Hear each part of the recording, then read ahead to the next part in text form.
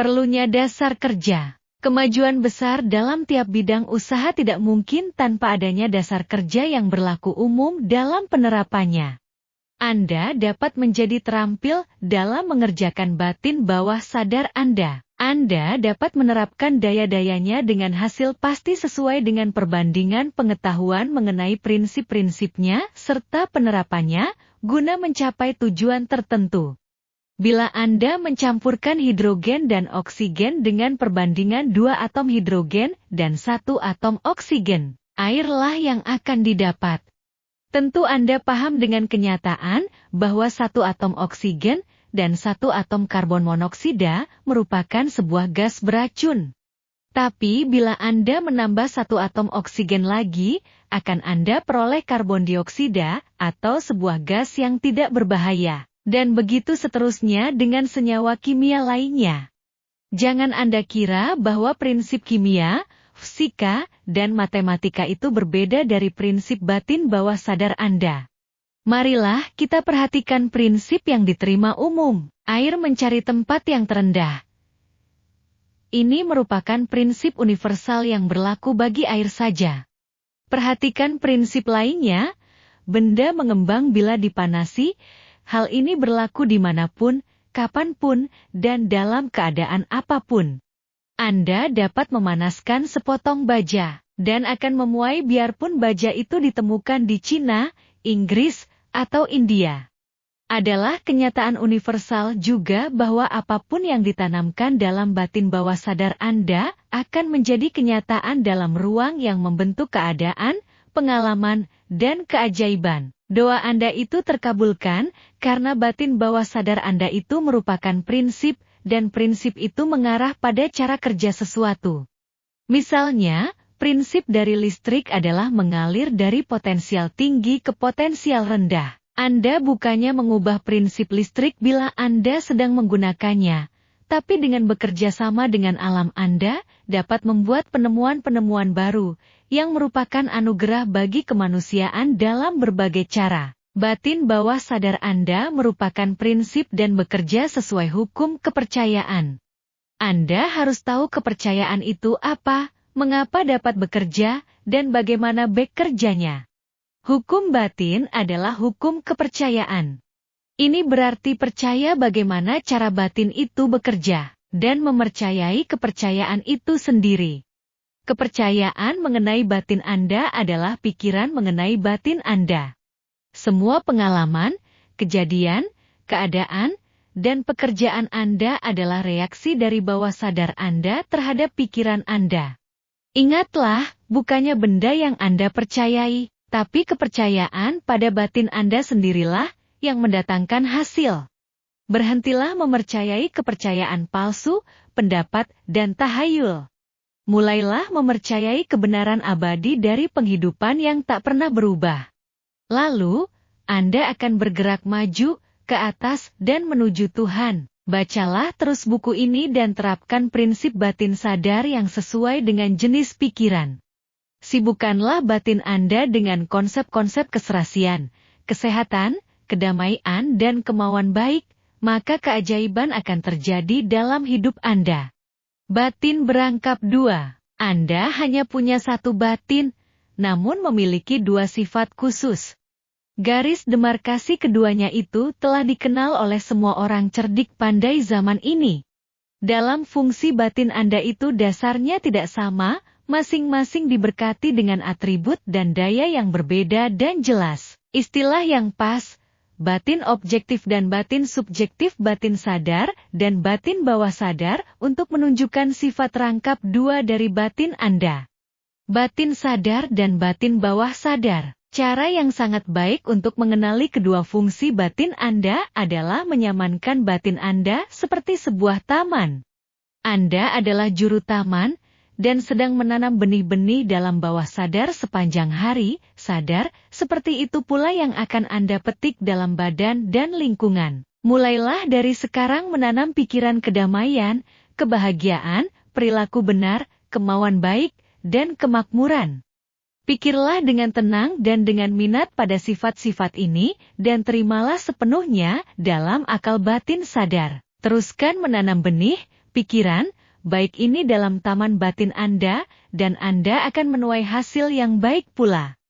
Satin bawah sadar dapat disamakan dengan tanah yang menumbuhkan semua jenis benih, baik maupun jelek. Maka tiap pikiran itu merupakan sebab, dan tiap keadaan adalah efek atau akibatnya. Oleh karena itu, Anda bertanggung jawab atas pikiran Anda supaya hanya membuahkan keadaan yang diingini. Bila Anda berpikir secara benar, bila Anda mengerti kebenaran, bila pikiran yang ditanamkan dalam batin bawah sadar adalah konstruktif, serasi, dan penuh damai, maka daya pembuat keajaiban bawah sadar akan menanggapinya dan menghasilkan keadaan serasi, lingkungan menyenangkan, dan segalanya menjadi baik. Bila Anda mulai mengatur proses pikiran Anda dapat menerapkan daya dari bawah sadar bagi tiap persoalan atau kesulitan. Dengan kata lain, sebenarnya Anda akan bekerja sama secara sadar dengan daya tak terbatas dan hukum maha kuasa yang mengatur semua hal. Lihatlah sekeliling Anda, dimanapun Anda berada, dan Anda akan melihat bahwa manusia pada umumnya hidup dalam dunia luar. Orang yang bijaksana lebih memerhatikan dunia dalam. Ingatlah, dunia dalam seperti pikiran, perasaan, dan tamsil yang membuat dunia luar Anda. Oleh karena itu, daya bawah sadar merupakan satu-satunya daya kreatif, dan semua hal yang Anda temukan dalam dunia nyata telah dibentuk oleh Anda dalam dunia batin secara sadar maupun tidak. Pengetahuan mengenai pengaruh timbal balik dari batin bawah sadar akan memungkinkan Anda mengubah seluruh hidup Anda. Demi mengubah keadaan luar, Anda harus mengubah sebabnya. Kebanyakan orang mengubah keadaan dan kondisi dengan memanipulasi keadaan dan kondisi, guna mencabut ketidakcocokan, kekacauan, kekurangan dan keterbatasan. Anda harus memperoleh sebabnya. Sebab itu adalah cara Anda menggunakan batin sadar Anda. Dengan kata lain, cara Anda berpikir dan menggambarkan dalam batin Anda. Anda hidup di lautan kekayaan yang tak terhingga dalamnya. Bawah sadar Anda sangat peka terhadap pikiran. Pikiran Anda membentuk cetakan yang dialiri kecerdasan yang tak terbatas, kebijaksanaan, daya vital, dan daya tarik bawah sadar. Penerapan praktis mengenai hukum batin Anda akan menyebabkan Anda merasakan serba kecukupan menggantikan kekurangan, kebijaksanaan menggantikan tahayul dan ketidaktahuan, kedamaian menggantikan kegelisahan, kegembiraan menggantikan kesedihan, terang menggantikan gelap, keserasian menggantikan kekacauan, kepercayaan menggantikan ketakutan, sukses menggantikan kegagalan, dan kebebasan dari hukum pukul rata. Selayaknya lah hal itu merupakan anugerah, dipandang dari sudut mental, emosi, dan materi. Sebagian besar ilmuwan, seniman, penyanyi, penulis, penyair, dan para ahli lainnya punya pengertian mendalam mengenai kerja batin sadar dan bawah sadar. Caruso, penyanyi tenar opera tersohor, pernah terserang demam panggung. Ia bilang kalau tenggorokannya tercekat karena kekejangan yang disebabkan oleh ketakutan yang sangat mengerutkan otot-otot tenggorokan. Keringat mengucur deras dari mukanya. Ia malu karena dalam beberapa menit lagi harus naik panggung. Namun ia bergetar. Karena takut dan ragu ia bilang, mereka akan menertawakan saya. Saya tak dapat menyanyi. Lalu ia berteriak di depan mereka yang ada di belakang layar, si aku kecil ingin mencekik si aku besar. Dia bilang pada aku kecil, keluarlah dari situ, aku besar mau menyanyi lewat aku. Yang dimaksud dengan aku besar ialah daya tak terbatas dan kebijaksanaan dari batin bawah sadar, dan mulailah ia berteriak, keluar, aku besar mau menyanyi. Batin bawah sadar menanggapi dengan melepas tenaga-tenaga tak terbatas dari dalam. Ketika saatnya tiba, ia naik panggung dan bernyanyilah secara memesona. Jelaslah di sini bahwa batin bawah sadar adalah reaktif dan tanggap pada sifat pikiran. Bila batin sadar, aku kecil, penuh ketakutan, ragu dan cemas, maka emosi negatif yang lahir dalam batin bawah sadar "Aku besar," itu terlepaskan dan membanjiri batin sadar dengan kepanikan, ketakutan, dan cemas. Bila hal ini terjadi, Anda dapat berkata tegas dan berwibawa kepada emosi-emosi negatif yang lahir dalam batin sebagai berikut. "Diam, tenanglah, saya menguasai keadaan. Kamu harus patuh, jangan mengganggu."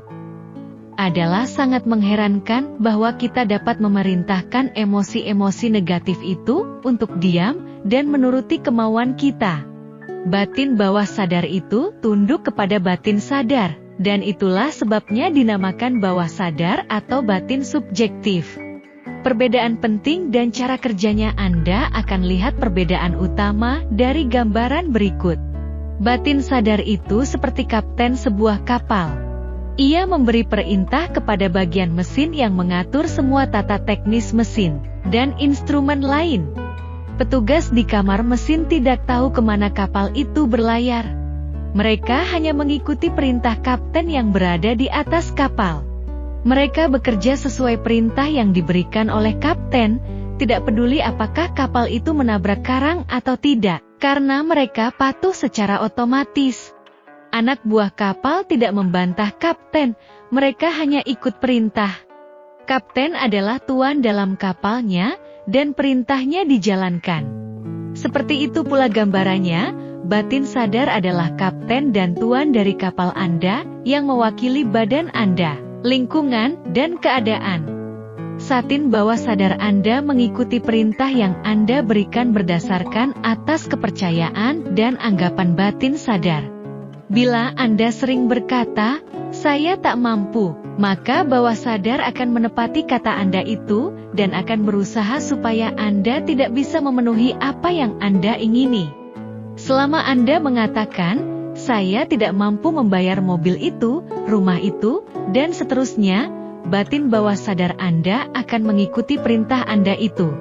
Susi, seorang mahasiswi cantik, jalan-jalan ke toko mencari tas pakaian yang akan ia pakai berlibur. Melihat tas yang ia senangi, ia hampir bilang, "Saya tak mampu beli tas itu."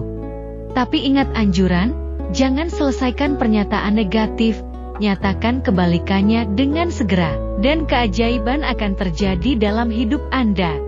Maka ia bilang, "Tas itu milikku. Tas itu dijual. Saya terima dalam angan-angan," dan batin bawah sadar akan mengatur supaya saya memperolehnya keesokan harinya. Calon suami Susi datang membawa tas yang persis dengan yang dilihat di toko itu. Susi telah mengisi batinnya dengan pikiran penuh kepercayaan dan melepaskan semua itu ke batin yang lebih dalam yang tahu bagaimana cara mendapatkan barang itu. Ada contoh lain. Bila Anda bilang, "Aku tidak suka udang," dan pada satu ketika Anda disuguhi udang goreng, maka ketika itu pula Anda tidak punya nafsu makan sebab batin bawah sadar bilang kepada Anda, "Bos, batin sadar tidak suka udang." Ini merupakan contoh lucu mengenai perbedaan penting dan cara kerja batin sadar dan bawah sadar. Bagaimana bawah sadar menanggapi pikiran